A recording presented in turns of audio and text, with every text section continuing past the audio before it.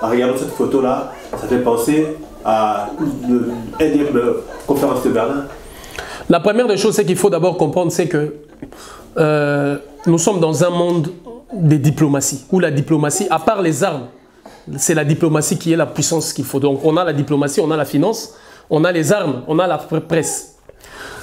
Paul Kagame, vous savez, depuis un moment donné, est en train de jouer, devenu maître de la diplomatie africaine et sur l'échiquier de la diplomatie internationale, parce qu'en étant d'abord lui-même les criminels qui a, si vous voulez, déclenché les génocides rwandais, dont je vous rappelle que plus de Hutus sont morts que plus de Tutsis, il a accepté ces mécanismes-là en sacrifiant, et plus de Congolais sont morts que plus de Rwandais, pour suite à ces manœuvres-là, qu'il a fallu permettre aux États-Unis d'Amérique de répandre la main là-bas. Or, un citoyen, un président américain ne cache jamais devant le monde qu'il est un citoyen romain.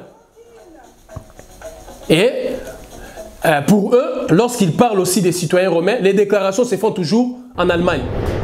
Je vous rappelle que le président Kennedy avait fait cette déclaration que je suis un citoyen romain, la Rome moderne, en Allemagne. Barack Obama l'a fait en Allemagne. C'est-à-dire, tout le monde sait ce que représente l'Allemagne pour les États-Unis d'Amérique. Alors, il faut d'abord faire une lecture diplomatique de la situation. C'est-à-dire qu'il a activé toute sa machine diplomatique comme il fait pour répondre à la francophonie. Il active sa machine diplomatique dans le sens de faire valoir les idées du Rwanda, de faire asseoir les idées du Rwanda.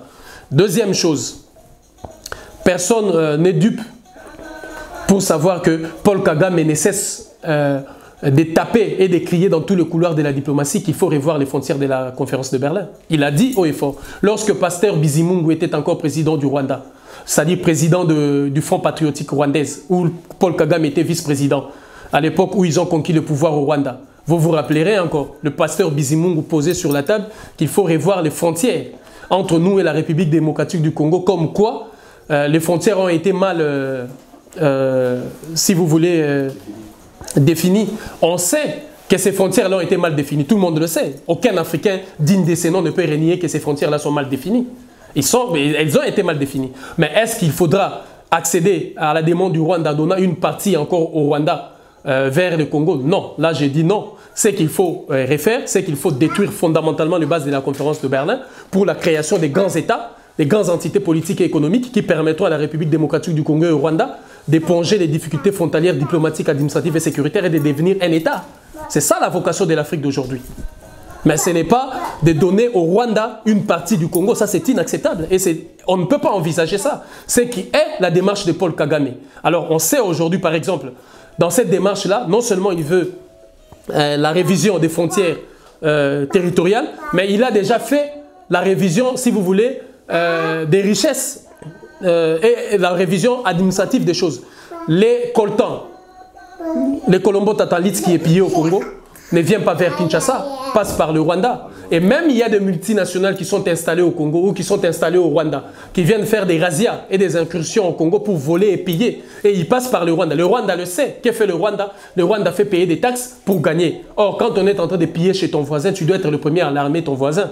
Donc on voit comment est-ce que la mauvaise foi du Rwanda et de Paul Kagame et de sa clique sont en train de faire payer au peuple congolais tous ces prix monstrueux que nous sommes en train de payer. Mais la dimension des choses, c'est qu'il faut comprendre. Si le Rwanda le fait, c'est pour deux raisons. Si le Rwanda est devenu ce qu'il est devenu, le Rwanda n'est pas un pays émergent ou développé. C'est quelques individus autour des Kagame qui voient tout et quelques constructions. Ça, il faut se le dire.